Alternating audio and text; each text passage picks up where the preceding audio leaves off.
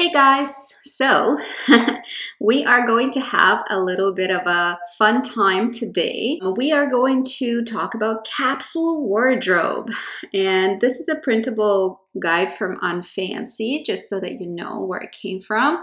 And it is a capsule wardrobe help workbook, basically, that is supposed to help me go ahead and do better in terms of my capsule wardrobe. I'm excited to start. It is going to be a bit of a shorter season just because I'm not starting at the beginning of winter, but better now than never. January 2019 to truthfully, winter goes on forever in Canada, so we're going to probably have to need this wardrobe until probably April, May 2019. So this is a good 5 months, and probably in May, beginning of May, is when I'm going to start a spring collection, a spring capsule wardrobe. So let's see. Hi there, ready to create wardrobe that works? Yes, I'm ready. Don't take it too seriously, instead play. Excellent. And want to see an example? She provides an example on this particular website.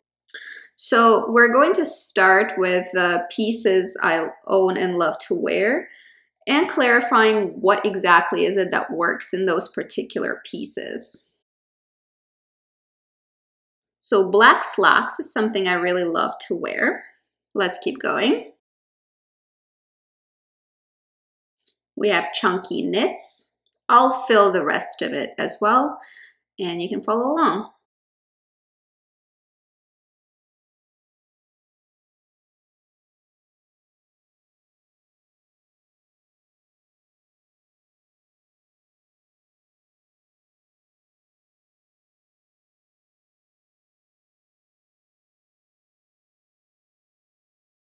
So here are my 8 essential categories that I really love wearing. You can, of course, talk about a specific item as well, but for me, I have multiples of all of these and I use them all in the same way. So black slacks is my first bullet point here. And what's working for me in black slacks? Versatility and comfort. Number 2 is chunky knits, which I love wearing, and you can probably tell by watching my videos. And what works for me there is coziness, warmth. Number 3, below the knee skirts. What works there is comfort, stretchiness, and looking put together. Stretchy jeans. Again, comfort, versatility, and washability or hardiness of the material. Next, we have t-shirts, basics, layering,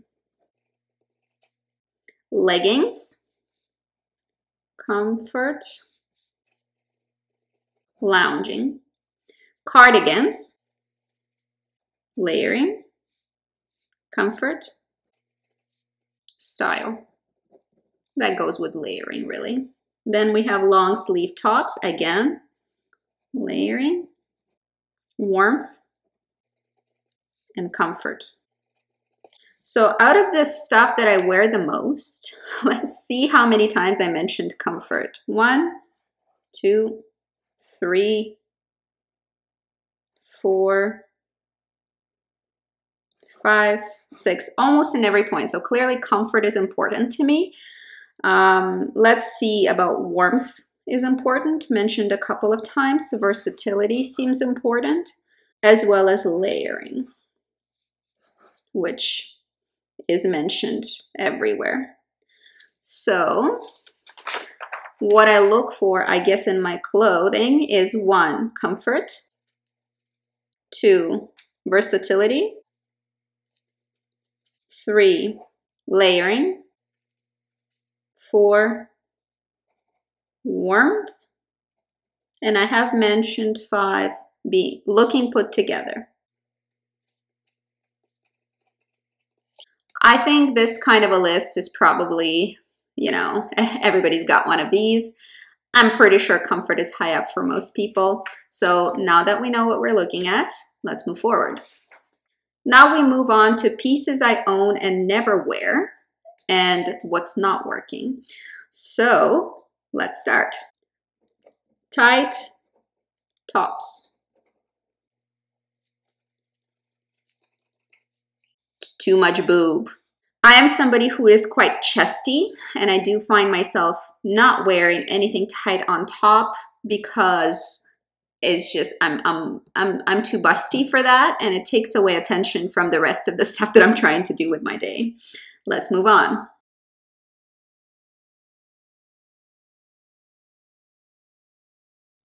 Holding on to bottoms that are too small. Too tight, do not fit, obviously. Bodycon dresses. Too restrictive. Next, I'm going to put blazers, but not because I never wear them. I do wear them for conferences and such, but I never like to wear them. This is not my favorite piece of clothing, mostly because it is a little restrictive. Oh, high heels. Pain. Oof. Turtlenecks, specifically with tight neck. Too restrictive. Unfortunately, button-ups. I gotta be fair because I know this is a classic piece, but the ones I have, I never wear, mostly because busty. It's just a bit of a hassle to be using fashion tape and such just to make sure everything lies flat. It's just too much work most of the time. Short skirts. Too restrictive. Okay, so clearly there is a pattern. Anything too tight, too short, too uncomfortable doesn't go. Too much boob has been a topic, as well as too restrictive was mentioned 2, 3, 4 times. All right, so now we know what I shouldn't be keeping around. Let's move on. Next one, we have a little pie chart. So fill up the pie chart to represent your lifestyle activities. Ask yourself, how do I spend my time? What kinds of activities does my lifestyle typically include? How much of my time I spend at work and how much at the gym, how much at home, how much with friends? Okay, so time for honesty. I honestly work about this much, at least right now. I spend about this much time home, so lounging. This much time, maybe less activity and exercise. And this much time with hobbies, social activities, all of that stuff. What do I do at home while lounging? Relax, play with my kid, hang out, husband. So this is kind of what my life looks like at the moment. Special events and travel, really, I don't have much going on right now. I do travel locally, so I don't need a whole new wardrobe for travel. I probably will use my lounging and work stuff interchangeably. I want it to kind of be fluid anyway and to suit various occasions. So nothing special for the social events and travel. Moving on. All right, weather. Cold. And all of the typical frosty, wet, and plain old nasty. This particular capsule is winter. And winter in Canada means layering and getting through the snow or the slush, depending on what's going on that particular day.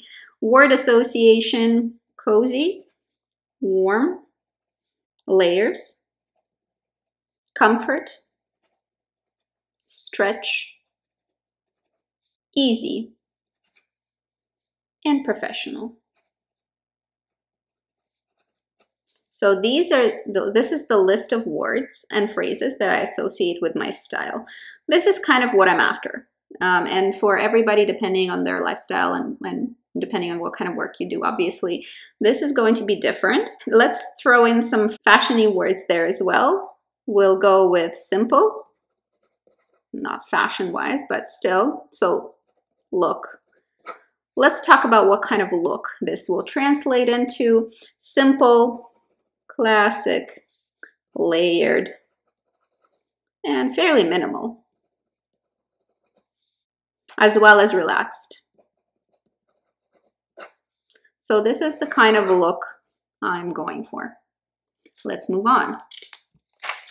So let's talk about the brands. Make a list of stores, brands, and designers you love that work for your style, body, and budget. So Theory, Cloth and Stone, Everlane, Equipment, and one brand that I like but don't own anything from quite yet is going to be Uniqlo. I think that's how it's spelled, maybe not. But I am going to shop more from this particular brand in the future for sure. As well as I want to discover more ethical, sustainable fashion. Ooh, another thing I can add here definitely is Vince. I own a lot of Vince pieces. As well as Joey. Okay, never mind. I have more. All right, let's just leave it at this. Those are probably my favorite brands to shop from, certainly. Major colors. Let's go with white and cream,